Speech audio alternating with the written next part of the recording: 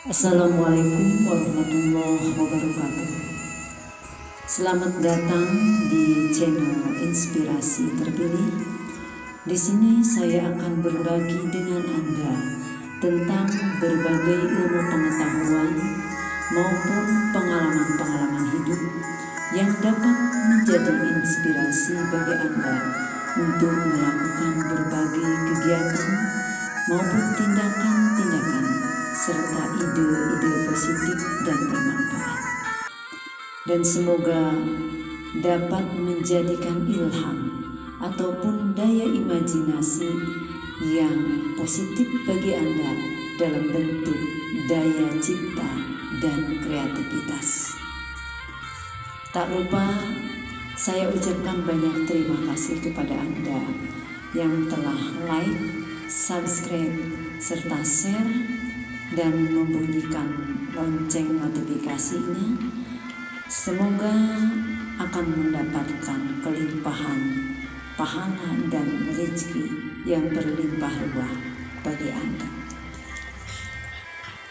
Kali ini saya akan berbagi pengetahuan tentang rahasia alam gaib yang dikutip dari hadis Dakoikul Akbar, kutipan Imam Abdirrahim bin Ahmad Al-Qadi.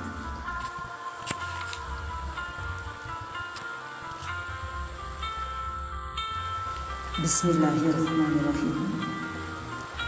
Segala puji bagi Allah yang telah menunjukkan kepada kita agama Islam yang telah disempurnakan dan diridhai oleh Allah. Salawat beserta salam semoga tetap tercurah kepada baginda kita Nabi Muhammad Sallallahu Alaihi Wasallam yang telah terpilih di antara para makhluknya. Bab 1 kali ini membahas tentang proses penciptaan Ruhul Azam atau ruh yang agung, yaitu nur junjungan kita Nabi Muhammad Sallallahu Alaihi Wasallam. Diriwayatkan dalam suatu hadis, sesungguhnya Allah telah menciptakan sebuah pohon yang mempunyai 4 cabang. Pohon tersebut dinamakan Syajaratul Yaqin atau pohon yakin. Setelah itu Allah menciptakan Nur Muhammad pada tempat yang terbuat dari mutiara yang berwarna putih dan berbentuk menyerupai burung merak. Lalu burung merak tersebut ditempatkan pada pohon yakin. Burung merak tersebut bertasbih selama 70.000 tahun. Kemudian Allah menciptakan Mir'atul Hayat atau cermin kehidupan. Cermin tersebut diletakkan di hadapan burung merak tersebut. Tatkala burung merak tersebut menatap cermin, terlihatlah wajahnya yang sangat elok dan cantik. Dia pun merasa malu kepada Allah, sehingga meneteslah keringatnya sampai 6 tetesan. Apa makna dari semua itu? Dari tetesan pertama, Allah menciptakan Abu Bakar As-Siddiq. Dari tetesan kedua, diciptakan Umar bin Khattab. Dari tetesan ketiga, diciptakan Utsman bin Affan. Dari tetesan keempat, diciptakan Ali bin Abi Thalib. Dari tetesan kelima, diciptakan bunga mawar. Dan dari tetesan keenam, diciptakan padi.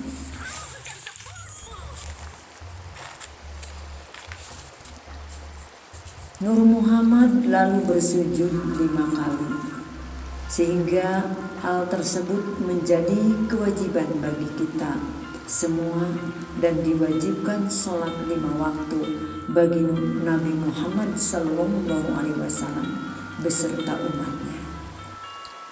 Kemudian Allah memandang Nur Muhammad sehingga Nur Muhammad berkeringat karena malu kepada Allah. Maka dari keringat tersebut Allah menciptakan: 1. Dari keringat hidungnya diciptakan malaikat. Dari keringat wajahnya diciptakan aras, kursi, lauh mahfuz, matahari, bulan, dan sesuatu yang ada di langit.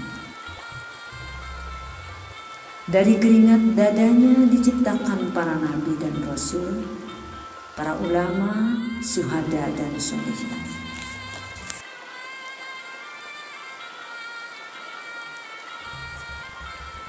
Bab 2. Proses penciptaan Adam alaihi salam. Ibnu Abbas radhiyallahu anhu mengatakan, Allah menciptakan jasad Adam alaihi salam dari beberapa bagian bumi atau dunia, yaitu: 1. Kepalanya berasal dari tanah Ka'bah. 2. Dadanya berasal dari beberapa bagian bumi. 3. Punggung dan perutnya dari tanah Hindi atau India. 4. Kedua tangannya berasal dari tanah Masyriq atau bagian timur. 5. Kedua kakinya berasal dari tanah Maghrib atau bagian barat. Dalam riwayat yang lain, Wahab bin Munabbih berkata, Allah menciptakan Adam alaihi salam dari bumi yang 7. 1. Kepalanya dari bumi yang pertama. 2. Lehernya dari bumi yang kedua. 3. Dadanya dari bumi yang ketiga. 4. Kedua tangannya dari bumi yang keempat. 5. Punggung dan perutnya dari bumi yang kelima. 6. Pantatnya dari bumi yang keenam. Dan 7. Kedua bahunya dari bumi yang ketujuh. Dalam riwayat yang lain lagi, Ibnu Abbas radhiyallahu anhu berkata, Allah subhanahu wa ta'ala menciptakan Adam alaihi salam dari sebagai berikut: 1. Kepalanya dari tanah Baitul Maqdis. 2. Wajahnya dari tanah surga. 3. Kedua telinganya dari tanah bukit Tursina. 4. Dahi atau keningnya dari tanah Irak. 5. Giginya dari tanah Telaga Kausar. 6. Tangan kanan beserta jarinya dari tanah Ka'bah. 7. Tangan kirinya dari tanah Paris atau Persia. 8. Kedua kaki dan bahunya dari tanah Hindi. 9. Tulangnya dari tanah pegunungan. 10. Auratnya dari tanah Babylon. 11. Punggungnya dari tanah Irak. 12. Perutnya dari tanah Khurasan atau Afghanistan. 13. Hatinya dari tanah surga Firdaus. 14. Lisannya dari tanah Taif. 15. Kedua matanya dari tanah Telaga. Adapun hikmahnya adalah, adapun kepalanya dari tanah Baitul Maqdis, maka dijadikan sebagai tempatnya kecerdasan, dan untuk bicara. Adapun kedua telinganya dari tanah Bukit Tursina, maka dijadikan sebagai alat untuk mendengarkan nasihat. Dahinya berasal dari tanah Irak, maka dijadikan sebagai alat untuk bersujud kepada Allah Subhanahu wa Ta'ala. Adapun wajahnya berasal dari tanah surga, maka dijadikan sebagai tempatnya kecantikan dan perhiasan. Adapun giginya berasal dari telaga Kausar, maka dijadikan sebagai tempat yang manis-manis atau kenikmatan. Tangan kanannya dari tanah Ka'bah, maka dijadikan sebagai tempat barokah, maunah atau pertolongan, penghidupan dan kedermawanan. Adapun tangan kirinya berasal dari tanah Paris atau Persia, maka dijadikan sebagai alat untuk bersuci dan istinja. Perutnya berasal dari tanah Khurasan, maka dijadikan sebagai tempat lapar dan lesu. Adapun auratnya berasal dari tanah Babylon, maka dijadikan sebagai tempatnya syahwat, berkhianat dan berdusta. Adapun tulangnya berasal dari tanah pegunungan, maka dijadikan sebagai tempat yang keras. Hatinya berasal dari tanah surga Firdaus, maka dijadikan tempat sebagai tempatnya keimanan. Adapun lisannya berasal dari tanah Taif, maka dijadikan sebagai tempat bersaksi atau bersyahadat, tawadu, dan untuk berdoa kepada Allah Subhanahu wa Ta'ala. Allah menciptakan 7 lubang pada kepala manusia, yaitu 2 lubang mata, 2 lubang telinga, 2 lubang hidung, dan 1 lubang mulut, dan menciptakan 2 lubang pada badan manusia, yaitu lubang kubul dan dubur. Dan Allah menciptakan panca atau 5 indera, yaitu mata untuk melihat, 2 telinga untuk mendengar, mulut untuk merasakan, 2 tangan untuk meraba, dan hidung untuk mencium. Dijelaskan dalam suatu hadis, ketika Allah ingin meniupkan ruh kepada Adam alaihissalam, maka diperintahkannya ruh itu masuk ke dalam tubuh Adam alaihissalam. Ruh pun masuk ke dalam tubuh Adam mulai dari otaknya, dan dia berputar-putar di dalamnya selama 200 tahun. Lalu ruh turun pada mata sehingga Adam dapat melihat dirinya yang masih berupa lumpur yang kering. Dan ketika ruh sampai di telinganya, maka terdengarlah malaikat membaca tasbih.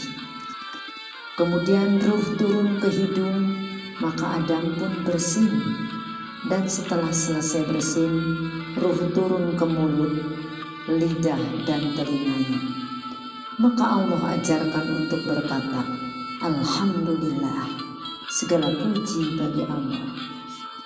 Dan Allah pun menjawab, Yarhamuka Rabbuka ya Azab. Semoga Tuhan merahmatimu, hai Adam. Kemudian ruh turun lagi ke dadanya, maka Adam mencoba untuk berdiri tetapi tidak mampu. Allah pun berfirman,